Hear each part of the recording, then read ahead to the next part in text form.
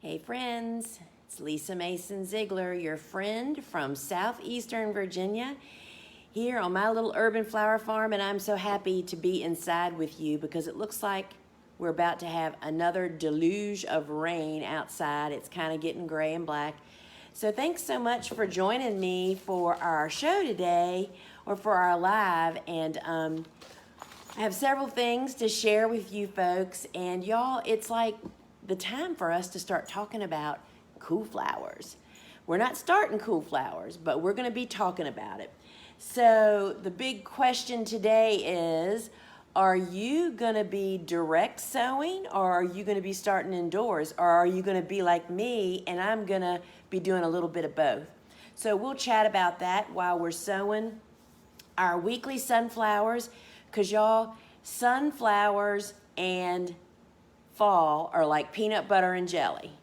You gotta have a gob of sunflowers every single week to sell to your customers, whether you're at the farmer's market or a bouquet subscription, or you're selling to commercial florists or to supermarkets or to all of them like we did.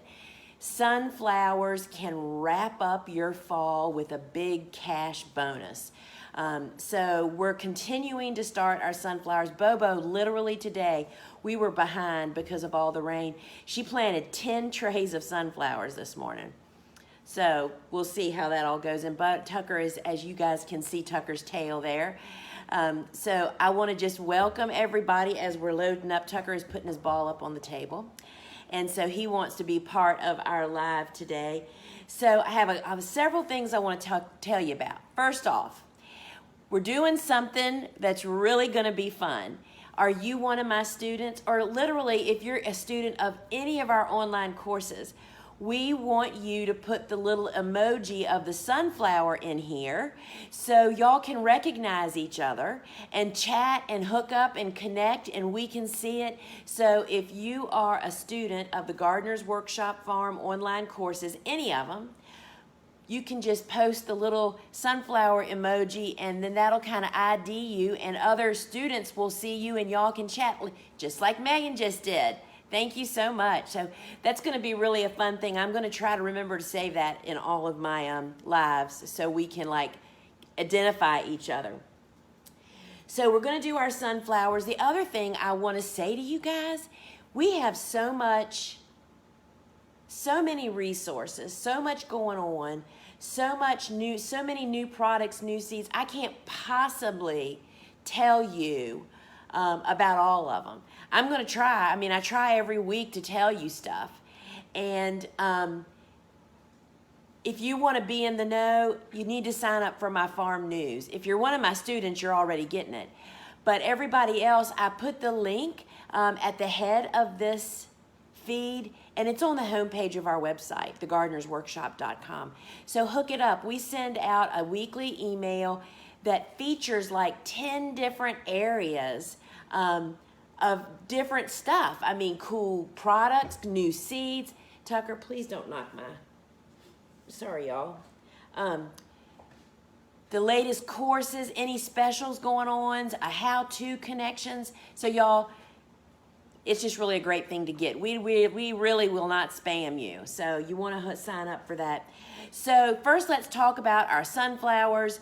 So starting last week, I added a tray. I went up a third in my production because I know that fall is really, really in demand. And so we're doing 4 trays. And this week, we're going to continue, the gold light, which is the true yellow sunflower with the green center, is like a keeper. That is like the bright spot in our bouquets at this time of the year. So we have that. And we're also going to start our weekly bouquet mix. That's the 4 oranges from the Pro Cuts, all put into one mix, so I don't have to start them individually. And then we're adding 2 new mixes this week. It is our custom-made fall medley and our custom-made Pro Cut mix. Both of those, the medley has all the great fall colors. It's got the they call it red, but it's actually the chocolate sunflower. It's the chocolate sunflower, the bicolor. It's got the orange in it also. And I forget, you know what? It's been so long since I've started them. I forget there's one more color in there, but it's all the fall colors. There's actually two bicolors. There's the lemon red and then there's the regular. Then we're also going to be starting the Pro Cut Mix. The Pro Cut Mix was another one we mix in-house, and we have 12 colors in there.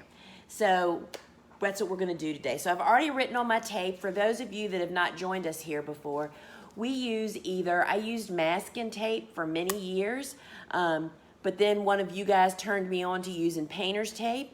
This is how we mark our plug trays. And so we use our little wonderful garden marker. Love this thing, y'all. It is made to withstand moisture and UV rays, so it truly does hold up. So let's just, I got out here early and was going to pull the tape off just to save me what I'm doing right now. But I got a phone call about business stuff, and I had to, of course, take care of that. So for those of you just joining, what we're doing is anybody that's a student of any Gardener's Workshop course, if you want to post the little sunflower emoji, that kind of marks you as ours, and that way other students, y'all can connect, and it's really cool. Because that's a really cool thing to do if, like, you took my class and then somebody else took Dave's class, so y'all aren't in the same groups together, right? Pretty cool. All right, so here's the story. We start sunflowers every week. Enormous cash crop. It just puffs up your business, whether it's standing orders, bouquets, whatever you're doing. And let me get my seeds, y'all, or you know how me, I'll screw it up. So we start them in 128 plug trays, and in these plug trays is a 50-50 mix of any seed starting mix and 50% compost. That's it, nothing else. And so this top tray is going to be our gold light, and so I am going to drop a seed onto the top of each one, and I'm just going to do it, and then I want to just start talking about the things that we're going to talk about here today. So something else I wanted to tell you. I have so much to tell y'all. One of the Tucker's not very happy because I took his ball away from him, y'all. Sorry, I just couldn't deal with him putting it up on the table. So the big news is that we have had a podcast extravaganza going on. Suzanne really just worked overtime and got 9 podcasts that were repurposed podcasts, meaning they aired somewhere else, and got them onto my podcast so you can find them really easy. The first 5, which are already live, you can go to the podcast, which is the Field and Garden Podcast, on your favorite app anywhere. It is the Cool Season Flower Chronicles. I mean, what is more fitting than to talk about that right now, right? That was a video series, which you can still find on our website, the Cool Season Flower Chronicles. If you go to my Field and Garden blog and podcast log on my website, when you go there, there's a bunch of categories at the top. Just hit Cool Flowers, and the first one to come up is the Cool Season Flower Chronicles. And there is a bunch of resources, you free and paid. You can get the book there. You can get the book study, which comes with the book or a companion. You can get the webinar, free webinar, the Cool Flower Refresher. Sorry, y'all, I had a little blank. And so there's lots and lots of resources there. And now you can find, it's not on our blog, on our podcast log yet on our website. You can find on your favorite podcast app all 5 of those videos. So you can listen to it when you're going down the road, right? So that's really cool. And those videos, or that series, was really based on a lot of the questions that I'm being asked right now. It's a lot of the stuff that people just have a hard time wrapping their head around sometimes. So even after they've read the book, maybe even done the class, done the online course, Cool Flowers Beyond the Book for Flower Farming, they still have questions. And that's what I cover in this free Chronicles series. So check that out on your podcast. Y'all, so I'm just looking at all the stuff here. So let's just talk for a minute about what I posted I was going to talk about are you going to be direct seeding and starting transplants this fall? And, my answer to that question is, of course, I'm going to be doing both. And I'm telling you that not only do I get questions about this continually, I see people talking on social media that are so incorrectly wrong about what they're asking should they do, like starting something indoors that should be started out or vice versa. So, all right, y'all, so y'all can see that I've got a seed on the top of each cell. Now I'm just simply putting my fingers on the seeds and pushing them about halfway into the plug tray. So the deal with how you choose whether or not you're going to direct seed or start indoors is not really your choice. And I say that in the nicest way, but that truly is the way that we teach. That is truly based on the method that is the easiest and the most successful for that seed. And it's all about meeting their condition needs, y'all. All about their condition needs. So, wait a minute, I have to just look at my notes again. So that's what's really behind the choice. So, me, I'm all about making things super simple so that we can be successful. And I want to also add that, y'all, when you're first starting out, you just can't even fathom how complicated this gets as you start farming and selling and getting involved. And so, you just can't even so it would be like if you're a parent, how nobody could tell you before you had that first baby how your life was going to change. There's no words to describe that, right? That's kind of the way it is with business. And by learning and using the analogy for me that was the simplest and most successful way to start seeds really hit home. And that's what I did. I learned from someone that felt that way, and I just took it and ran with it. Why reinvent the wheel? What is up with that, right? So, all right. So that was the gold. Now we're doing the bouquet mix. So back to what the difference is for cool flowers. I will give you just one example of why it's easier to direct seed a specific seed outside in the garden than it is to start it indoors. We'll take Larkspur, for instance, and we're talking about cool season hardy annuals here. Larkspur is a seed that really needs a change in temperature to allow it to break dormancy and to sprout, meaning that what it really thrives under is like 70-ish days and 55-ish nights for it to say, oh, wake up, sprout. And not many home situations or farm situations offer that except to sow that seed in the fall outside in the garden. And sure, you can certainly try sowing it indoors, but it's a lot more challenging. So that is, the whole point of us offering the preferred way is the way that I have found to be the easiest for me, okay? And that is based on what the seed's requirement is to have the least amount of work with the highest amount of success, right? That's what it's all about. And again, I just want to say it is impossible to even know how helpful having easy, successful seed starting is when you don't have much else to focus on. There's all kinds of things you can do differently. But anyway, so the seeds that we recommend direct sowing. It says that in Cool Flowers. In Cool Flowers, whenever there is if a seed will go either way, kind of like sunflowers. Yeah, there's a lot of people that sow them outdoors, but we get a better stand of plants with a lot less work by doing what I'm doing right here and literally just watering them once a day for 2 to 3 weeks, then plant them out in the garden, water them once, and we're done, right? There's a lot of seeds that are that way. So if I had written about, well, I did, I guess, in Vegetables Love Flowers, we always list first our most successful method first. So whenever you have that choice.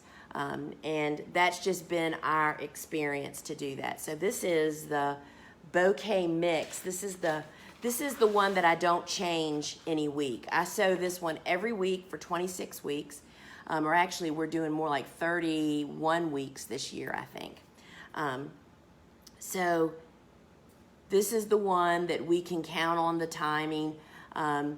And the mystery about why we were out without sunflowers for a week and a half was we lost an entire bed to bunnies, just eating them to the ground. And with the heat, we just didn't feel like we could protect them with row cover. So we're trying to overcome that. And we'll see what happens with these 10 that we planted today in a totally different location. And we did lose some to storm damage also, because we don't net sunflowers. So let's just stop and pause before I start talking about transplants. Let's talk about the rest of the story for sunflowers. And I wanted to stack this. Wait a minute, y'all, so y'all can see better.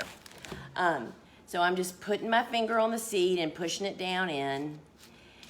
So what'll happen now is after we're done with this, I will take these into my grow room, rabbit hole. So I had puny germination week before last, and we felt like it was because I was relying on my room heating up like it normally does, but we had a week of cloudy, cool, wet conditions. And I had kind of puny germination. So this last week, I did start putting them back onto the seedling heat mat, and this last week's sunflowers, which I just moved outside this morning, look awesome. We're back to almost 100% germination. So I will take these after we're done. I'll take them into the grow room, put them on the floor, water them in really well. Then I'm going to pop them up onto my seedling heat mat, and they will be up on that heat mat until they are about 50 to 75% of them, at least you see their necks. They're starting to pop, because you don't want them to start stretching and looking for light, right? Sorry, wait a minute, I'm restacking. So you don't want to have them start stretching. So once 50 to 75% of them have popped, we then move them outdoors onto our porch, where they're set out into full blasting sun, and they get watered every morning just like any other seedling would, right? And we plant them out in the garden when they're 2 to 3 weeks old. As soon as Bobo gives a tug on that stem and the whole cell just easily pops up, that's when we know to plant them. What is this? Fall medley. A great example of that is Bobo planted a week more than I thought she was going to be able to plant this morning, but she called me at the office and said, hey, I just tugged on this stem and they're popping right out. So that really is an indicator for us of when you can plant them in the garden. Now, when we plant them into the garden, we plant into open beds. We do not use irrigation or biodegradable film, because you have to consider, we grow pro cuts because they are the shortest. They are blooming from 55 to 60 days from when we start this seed, right? So that means if you're planting them at 2 to 3 weeks old, a third of their life is already done when you put them in the garden. And we just feel like it's a real waste of resources, not to mention the labor, y'all. The labor of, now I've lost my place. Doing all that steps. And we have just found, yes, there are hiccups sometimes, but in general, we get an awesome harvest based on this. So with that said, we prepare the beds like I did last night. We added the organic dry fertilizer, which you can find that on our website, thegardenersworkshop.com. And I added that last night and tilled the bed, and then Bobo planted this morning.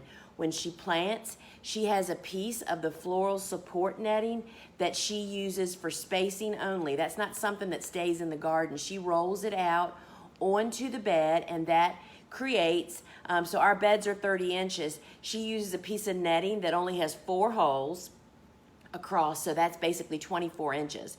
She centers that on the bed, or actually she actually moves it to the right now because we're now planting 5 rows into a bed.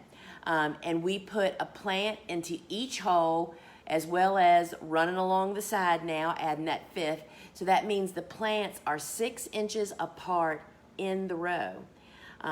After she plants, she rolls up that netting, puts it back in her little workshop spot, and she waters them in by hand using a hose with a wand, because we get about 52 inches of rain a year here in southeastern Virginia, so we can really get away with not having irrigation in our sunflowers. If that is not the case for you, then you probably need to put irrigation down. It's just because we get so many days of rain. All right, so we plant them, water them, and literally, y'all, we don't go back to that bed until it's time to start cutting them. And the Pro Cut series is my go-to. It has been for many years now because of the color variety. It has some of the stiffest necks. All of the specialty colors have soft necks, y'all. It doesn't matter what variety you're planting. And it just, you just can't imagine how spoiled you're going to be when you have sunflowers every week. And literally this morning, Bobo told me that one of our customers for the members only market asked her, where are the sunflowers this week? I mean, we've spoiled them rotten because we didn't have enough to have 3 in each bouquet this week. All right, y'all. So I'm going to get back to talking about cool flowers here in just a second. So here is the overall for the sunflowers. 128 plug trays with a 50-50 mix of any potting mix and finished compost. We use mushroom compost, cow manure compost, whatever finished product compost you have. We use 128 plug trays.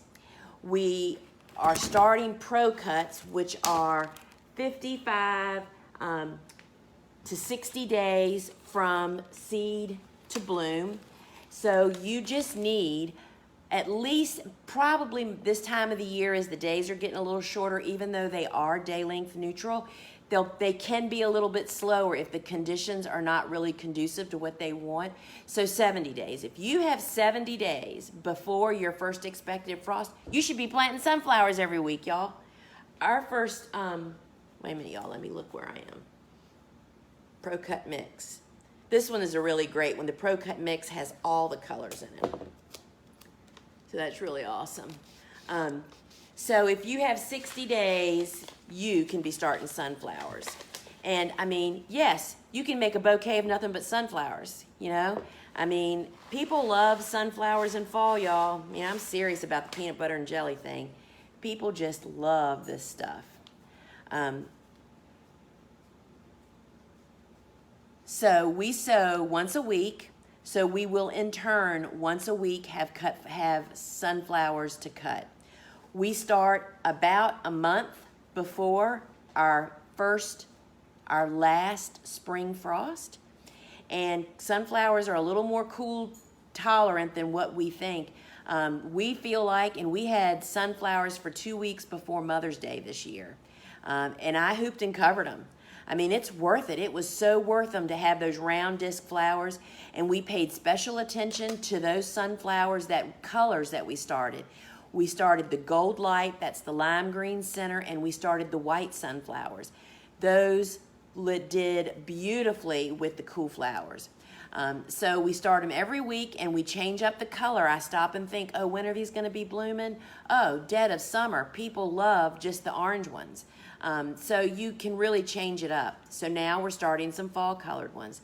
And Sometimes the last couple of weeks of sunflower sowing, we may or may not lose them. We may, if we have an early snap, y'all, it is so worth it because the years that you get them, I mean, there's just, if you have good markets that you're selling at, whether it's florists or farmer's market or whatever, people are hungry for them. So you can't really go wrong. So we start them every week. We start in these trays. We plant them when they're 2 to 3 weeks old. And we plant them out into beds with no film, no irrigation, and we do not net them. Yes, they should be netted. They benefit from netting. And once you get burnt really hard with sunflowers going down in a bad storm, you'll start netting them again. But we grow so many of them that every week that it's just too much. We just don't have the girl power to pound the stakes. And don't want, anyway. So, and to untake down the beds, it's very, I mean, it's a lot of work for a short crop like this. So we're willing to risk it.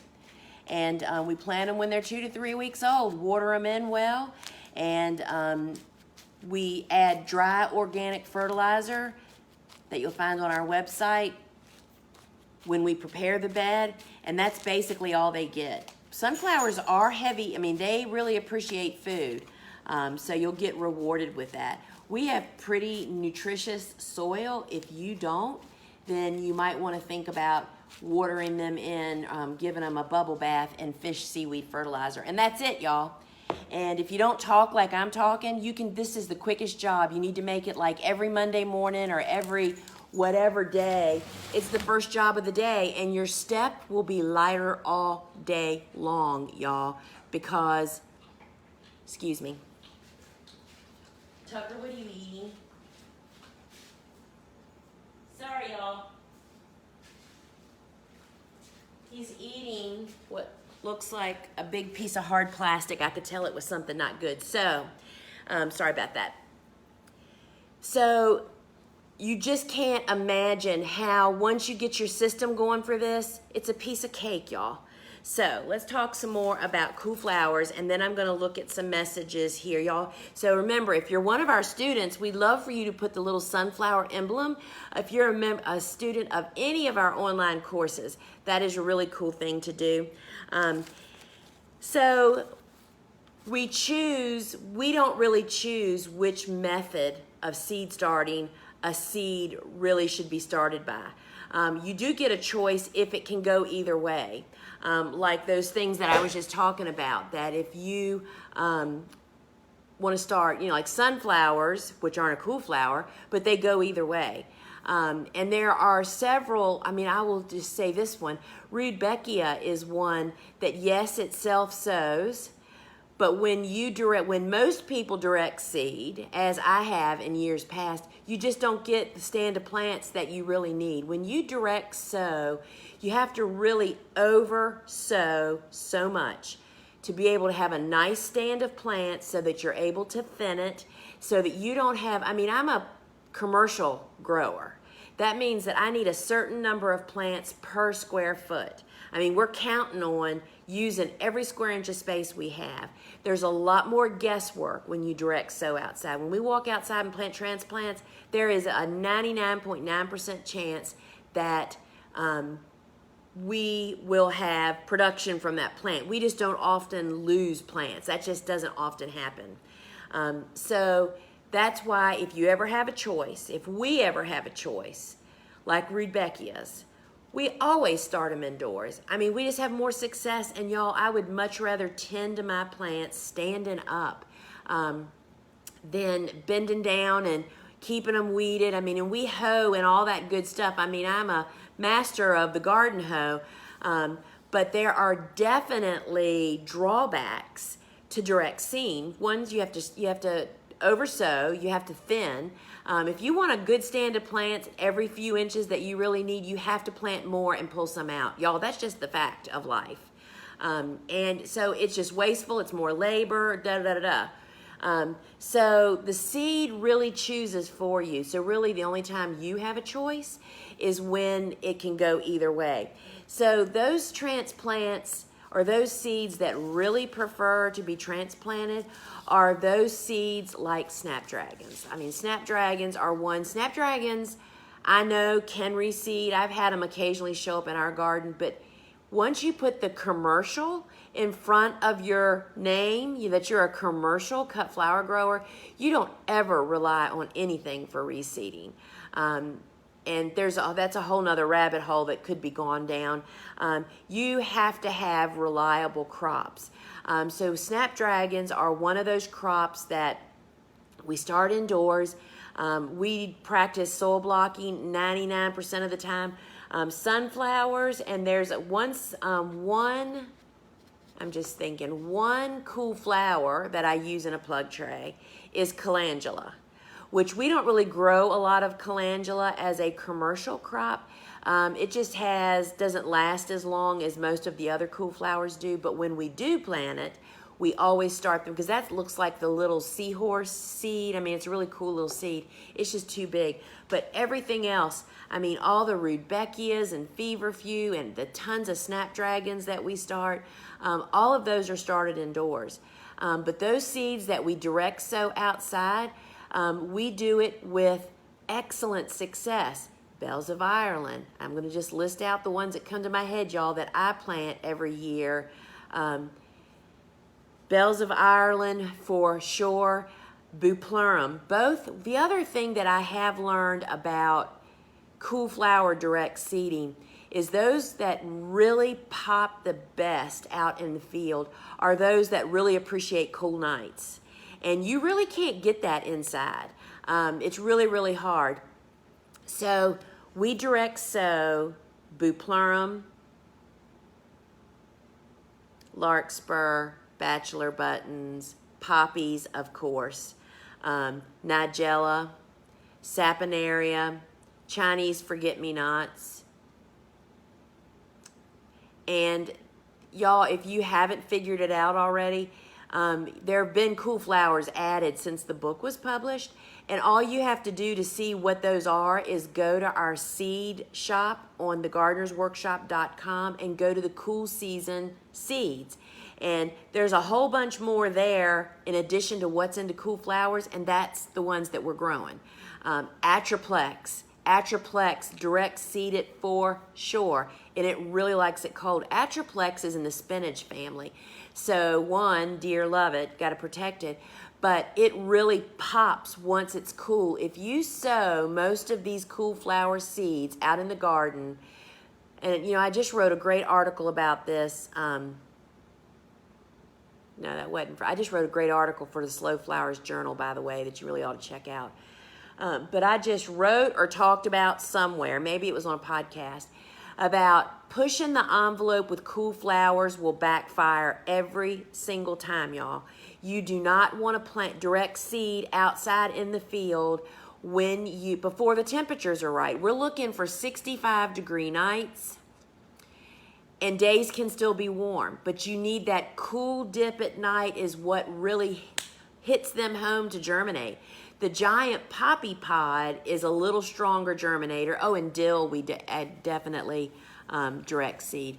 Everything else that we plant, we start from transplants. And so why would we want to start from transplants? So the transplanted seeds, those that are recommended to be transplanted, are for a lot of different reasons.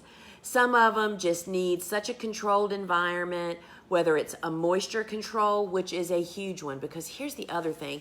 And Dave Dowling, if he were on here, he'd be tapping his toe at me right now saying, are you going to tell him to water every day? When you direct sow, you've got to water. You have to, we direct sow into little troughs that I make with my hoe, and that allows us just to water that trough. You aren't watering the whole bed full of weed seeds. And you have to water. If you want that seed to break open, it has to be well hydrated. Think of an eggshell with that egg inside. You got to do something to crack that egg, y'all. And moisture is what does that. That's why we soak Bells of Ireland for days sometimes before we plant them. And you just have to water. And that's another drawback.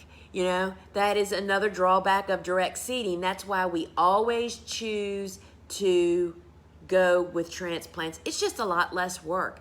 So the part with transplants, back to snapdragons are sowed on the surface of the soil. They need light and oxygen to really germinate well, but they also need constant moisture. And that is really difficult. I mean, you'd have to have a sprinkler system that watered them 10 times a day out in the field, if that would even do it.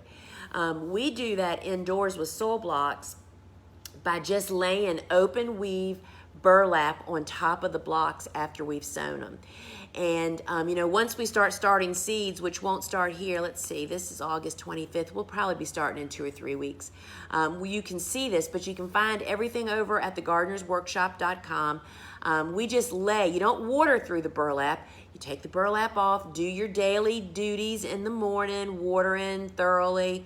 Then you just lay the burlap back on top. That just traps moisture, but it doesn't trap moisture like a dome does or plastic. I learned from Elliot Coleman, who is the master of all organic gardening, that domes just really encourage disease, dampening off, unless you are a hawkeye and really get them off at the right second. And y'all, I'm a realist. I know that I only go in my seed room once a day. I go in there at 6 o'clock and 7 o'clock in the morning, depending on the season, water everybody, move you to light or move you around to where you need to go, and then you don't see me again till the next morning. That's the reality. And I think that's the reality for most of us, most often. And so that's what my methods are kind of based on. So for us, whenever there's that choice, we always start indoors, always. And so y'all, there are so many resources. So let's talk about some of those. So I already told you, so we had a podcast extravaganza. Suzanne, we now have the 5 audio tapes of the Cool Season Flower Chronicles on the podcast, which means you can listen to it going down the road, right? Easily. So you can listen to those starting maybe tonight at 6, I think, maybe.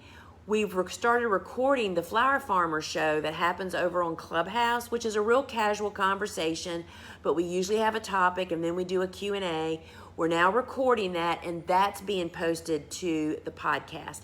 I think if that didn't start, I'm sure that one went live at 6. It's 6 a.m. and 6 p.m. every day until Sunday morning.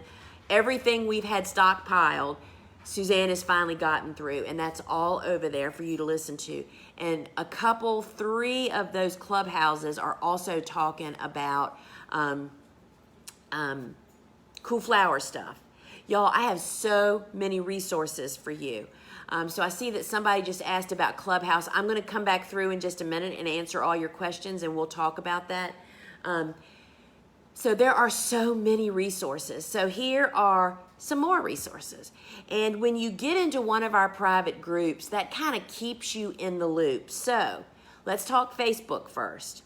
I have a new Facebook group called The Flower Farmer Show, which is about that show I was just talking about that airs live over on Clubhouse. The Facebook group is for flower farmers. This is where we have Flower Farmer Talk. And I'm in there, and my admin people are in there. Jesse's in there. Kelly's in there. So folks that can help guide you. We do our best to stay on top of everything, okay? So the Flower Farmer Show is for farmers. That is also where I ask for what topics I should talk about over on the Flower Farmer Show. So that was a really good one. Now we have 2 brand new clubs. Nope, groups. Sorry, y'all. This dog is like licking my ankles. So we changed the name of an older group that we had called Florist Buying Local because it ended up being more farmers than it was florist. So that group where florists and farmers are meeting up, y'all, transactions are being talked about right there in the group, that is the Florist Farmer Connection. I'll say it again. That is the Florist Farmer Connection. That's a place not for you to ask people how you should run your business. That's a place for you to connect with florists, a place to show your stuff, a place to say, I'm in Tennessee and wherever, and I'm a grower. Are there any florists out there? You know, this is a place for you to be a professional and seek other professionals. This is not a place to ask your customers how much you should be selling stuff for. That's what we've started these other groups for. So the Florist Farmer Connection is for you guys to hook up with who your customers are. And your customers are looking like, what is flower farming all about? I didn't even know you could buy local, right? So that's what that page is all about. Then we have a third group, which is now the new true florist buying local flowers. That is not for flower farmers at all. This is a place for florists, your florists and your designers to go. Ellen Frost is the shepherd of that group. She is a 100% local flower buying florist studio. Y'all, she is helping to train our customers to buy more stuff from us, right? So you want to say to your florist, did you know that there's a Facebook group called Florist Buying Local, and it's shepherded by somebody that's been doing it for 13 years, year-round, in Baltimore of all places. It has a really cold winter. If you want to learn more and connect and see kind of how that all works, so you want to recommend Florist Buying Local to your customers so that Ellen can shepherd them to why they should buy from you and to buy more from you, right? So that is, let me just think. So I told you about everything else, and here's the one last thing, and then I'm going to look at your questions. We have a new course, and it is called Forcing Glorious Blooms for the Holidays and Beyond. And y'all, it is 100% about amaryllis and paper whites. And it is 100% just like Cool Flowers. It was written for the gardener, not a commercial grower. But growers take that information and apply it. Y'all, Val of Three Toads Farm makes magazine-worthy containers out of amaryllis and paper whites. If you're looking for perhaps something to sell later in the season or to give as gifts, the course is $50. It's 3 hours long. She gives resource lists, and get this, she even gives a commercial resource list. So it is like the best thing ever, but the bottom line is you need to have ordered your amaryllis 2 months ago. So you really need to hop to it now and get on ordering your amaryllis and pay, even if it's just paper whites. Anyway, it is such an education. It's an on-demand course, so you don't have to wait for it to go on sale. It is now live.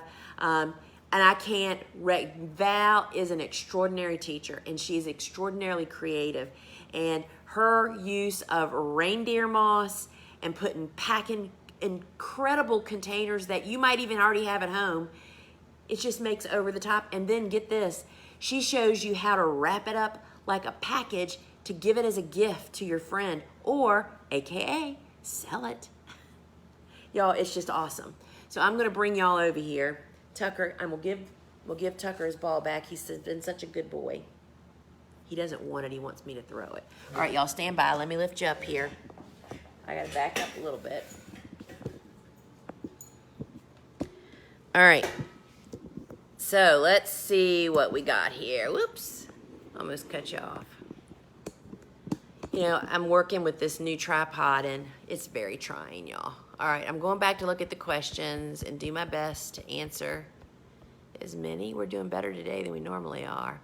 So remember, if you're one of our students, whenever you come on to a live, Instagram, here, can't really do it over on Clubhouse, we're using the sunflower emblem to identify yourself as one of our students. And I just think that is so cool. That was Jesse's idea. All right, y'all, so I'm looking for a question. I know I saw some in here. Whoops. Melissa, do cool flowers go in the germination chamber for sprouting? Melissa, what a great question. Thank you for asking that.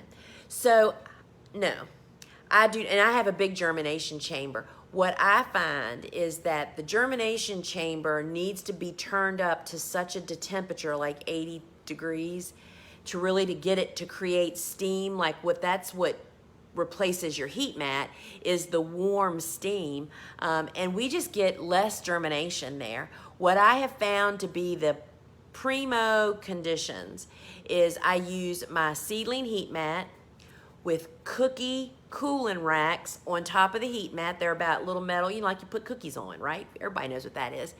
Turn your heat mat on, put your cookie cooling racks down, and put your trays right on the cookie cooling racks. What that does is that little bit of air space cools down the heat mat just a smidge, because cool flowers need heat. They just don't need it as warm season. Plus, we keep the air temperature in my grow room between 65 and 68 degrees when we're sprouting cool flowers. Cool flowers like cool temperatures and warm soil. So we create like the perfect situation. And then when we lay burlap on top of them, the wide weave burlap, it does a fabulous job. So thank you for asking that. Took me years to figure that out, y'all. I actually had packed away our heat mats, because I have big heat mats, a lot of them. When we built our chamber, I'm thinking, yes, we'll get rid of that table out of my grow room. Wrong. What I have learned, a great lesson that I have learned in flower farming, is your business evolves as every business does. But oftentimes, not everything is good for everything. It's like how I have different size. I have 7 different bucket sizes that I use, because it depends on the flowers and how many of them I have. We use a bunch of different tray sizes. We use a couple of different ways to heat seeds up. So you just have to realize that not every answer is the same from everybody else. All right, folks, I know I saw a question on here. I'm getting to them. Hey, everybody. So, you can come back to rewatch any of our Facebook Lives on the Facebook page. Constance says, I've been listening to Dave's class when I fall asleep at night, still not caught up. You know what? That is so funny, because I do the same thing. I fall asleep listening to podcasts or classes. My problem is when I'm listening to I listen to business podcasts oftentimes, and I'm like wanting to take notes. So it's not like I can do it going down the road, or like what I mean, like you're listening to the radio. So Constance, I totally understand that. And what I usually do when I'm taking an actual class is I'll say, all right, I'll listen to 30 minutes and I'll make myself sit up, listen, and move on. But girl, you are not alone in that. So Paige is asking who's taking Lisa's class in November. So y'all help us spread the word. Registration opens again October 1st through 5th. I would appreciate past students that have already taken it to share. I mean, it helps us so much. We did this last time, and it helped so much, because people don't want to hear me say how great my class is or how I'm going to solve all their problems. Not all, many of their problems. They want to hear from somebody that had the problems and is now seeing that there's another way of doing it. So we appreciate y'all sharing your experiences. You can go to the course page on our website and post a review. That really, really helps. We love sharing those. So what is this? Elizabeth, I've been sowing lemon pro cuts every week all season. Most weeks have had less than 40% germination, and I've used 50-50 seed mix. I tried sifting various locations and temperature, pre-moist, dry soil. Any suggestions? Elizabeth, the question is, have you done them on a heat mat? I mean, a seedling heat mat. That is probably the biggest variable. So I figured out with my poor germination those last couple of weeks, well, actually it was 3 weeks ago and then 2 weeks ago.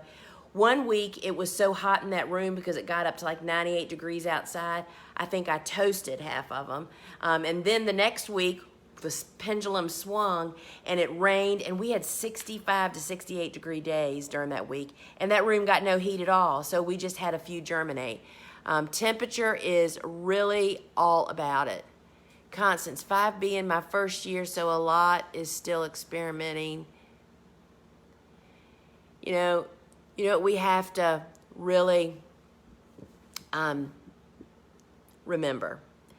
I'm the overly prepared person. You know, you're talking to a person, y'all aren't going to believe this, that my sister, I don't have one. My sister is one of the kind of people, and I tend this way too, that she has one of those little hammers between her seats, so if her car ever goes off a bridge, she can break the window to get out. Our Father taught us to be prepared for everything, and so I totally understand about wanting to practice. But here's the other thing. The first time, and people on here can attest, the first time you sell a flower that somebody actually pays you for this thing that you've enjoyed growing, it's going to throw you into high gear. Elizabeth, I will be there taking Dave's class now. Awesome. Oh, here's one. Sharon, the things that I heard the other day was the stuff to keep the seeds dry, plus then putting them in the freezer. I did not catch that in the book, but I am rereading and watching everything all over. Putting stuff in the freezer is not required.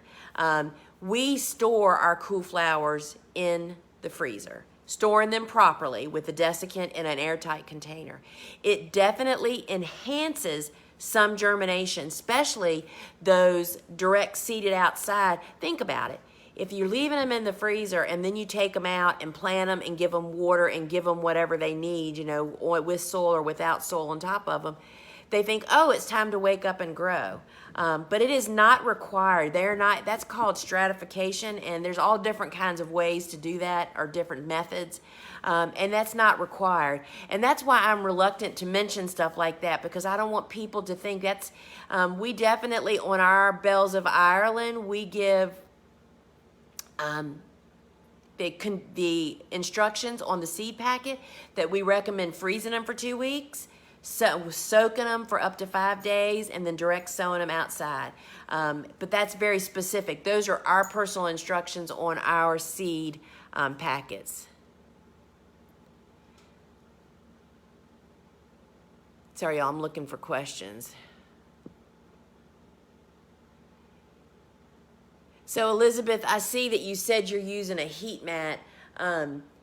I would be curious to know, so here's the thing about heat mats. There's two kinds, one with a built-in thermostat, which is what I actually use in my room now, and one that has an external thermostat. The externals are much more expensive. They're more professional heat mats. They're $300 to $500 usually. The ones with built-in heat mat, with built-in thermostats, they key off of the room temperature. So think about this. If you're using a built-in heat mat thermostat, and you've got them in a warm room, that heat mat is really getting hot. And what you're looking for is 85 to 90 degree soil, which means about a 65 to 70 degree air temperature to get the soil to that temperature using that type of heat mat. So you really need to look at and figure out maybe what your heat situation is. All right, y'all, I'm just looking. Hello, Virginia Beach. Virginia Beach is about 45 minutes from where I am. So thank you guys so much for chiming in. Yeah, so people are talking about once you get spoiled having sunflowers every week when you don't have them, oh my gosh, the belly aching that was going on here with my bouquet making sister was bad. Linda, I started a tray of Larkspur for fall planting in the fridge. See, you can do that kind of stuff during the day and outside at night because it's 100 degrees outside, 50 to 60 at night. That is crazy. I didn't think it would work, so I forgot about them. It worked, they are super leggy. I'm so mad at myself. Too late to try again. I've got less than 6 weeks to frost. No, it's not too late. If you started them today like that, I mean, if you're still, it's by far better to direct seed them because then you don't have to plant those seedlings. But yeah, you need to get them to light right away. And this is kind of that special handling that I was mentioning earlier, that once you get big and up and running, and when I don't mean big, successful, you're selling flowers. To sell flowers, you have to start flowers, grow flowers, plant flowers, weed flowers, water flowers, cut flowers, bunch flowers, deliver flowers. You don't have time for this kind of stuff. But while you're able to do it, go for it, Linda. But I would try again. That is for darn sure. Tucker, stop. All right, folks, we're getting to the end of our time here. Melissa, you can listen back, but I do direct sow, but I direct sow those cool flowers that prefer it that way. And I did actually list them, so you can listen back to that. Yeah, 52 inches of rain, Amanda, I know. It's not good when it all tends to come at the same time, though, which does happen from year to year. Do you need to succession plant Larkspur? No. Larkspur, actually, years ago, Lynn Bazinski, Lynn who wrote the Flower Farmer book that most of us have read and started us, Lynn and Betsy Hitt, 20 years ago, did a little test, because Larkspur is a huge crop for commercial growers. They sowed 2 or 3 plantings, I think, in the fall, and then they planted some very early spring plantings. And the bottom line is they all just about bloomed at the same time, but the later plantings were so short they weren't really worth it or useful. So that is one of those situations where it won't. But you never know that until you experiment. So now you know that Larkspur probably isn't a good one. Rudbeckia for us is not good. I have planted it fall and then again in very early spring. They tend to bloom at almost the same varieties, planted different times, bloom at the same time generally, but the latest one doesn't get very tall or abundant. So it's just not worth it. I spent a lot of years, y'all, experimenting with that kind of stuff. And that's why I don't start snaps or Rudbeckias. There's a lot of things I do not plant in very early spring because the fall crop is so much better. It's just not worth it. Robin says, we've been seeding sunflowers every week since late April here in Zone 4. Good for you. I'm telling you, once you start, you just can't even imagine your life without it. Can you plant stock in the fall? Sure, appreciate it. You're welcome, Rebecca. We don't. Stock is a really quick crop. I think it will survive winter for me here in 7B, 8A. But what happens is it tries to bloom in the middle of winter, and that's not when we're out there cutting flowers. So we plant it in very early spring, which is Valentine's Day for us, and it blooms for Mother's Day. When fall planting, do you hoop and cover before the first frost and keep them covered until spring? Amanda, we used to. That was before, climate change. Now we wait until the temperature drops going down below 27, 28 at night, because that's usually an indicator that we're actually going into winter. We leave them uncovered until that happens, because the worst thing you can do is to row cover and hoop and row cover cool flowers when it's still hot outside, and that encourages them to grow. They get too big before they go into winter, so we leave them uncovered. It's a problem. We used to cover them soon after we planted them, say night-night and see you again in March, and that just doesn't happen. Now it's covers up and down. We put them up at 26 to 28 at night, and if the days are going above 55 degrees, we take them down so they don't overheat. All right, friends, I'm off here. I'm in Australia in opposite seasons here, but am just starting out. My beds won't be ready till late spring, and wondering what varieties I should be started with before I can follow your cool flowers method for autumn. So, who is this? I'm not sure what your spring conditions are there. We have a lot of students in Australia. I'm not sure what your growing conditions are and what spot in the season you are, but I would say to you, if you are 6 to 8 weeks before your last spring frost, 6 to 8 weeks before your last spring frost, you can plant some cool flowers. If you're past that, I wouldn't even bother planting them. They don't have time in cool conditions to get established and to go on to bloom. I would just hold tight and plant warm season stuff once it warms up enough. I hope that helps. All right, friends, I'm getting off here until I see another one, and then I can't resist y'all. In all of my learning, I count Lisa's as one of my most, oh, thank you.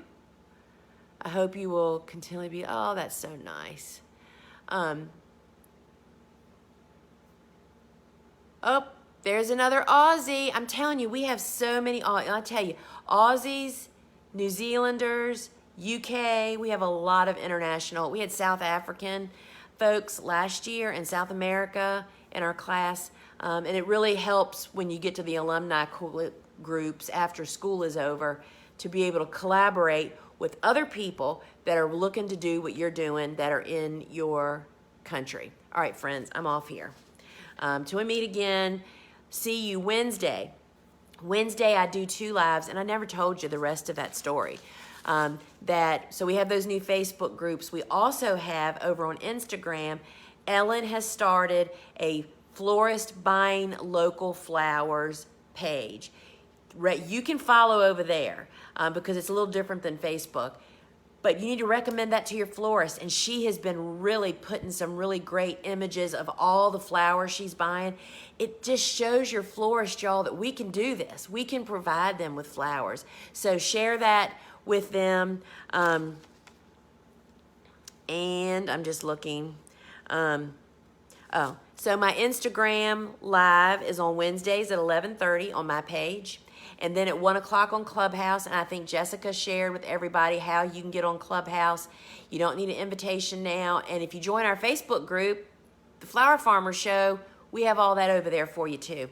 So folks, till we meet again, I got my sunflowers sown and we're ready to roll. So we're gonna hit the week running, right? So folks, ciao.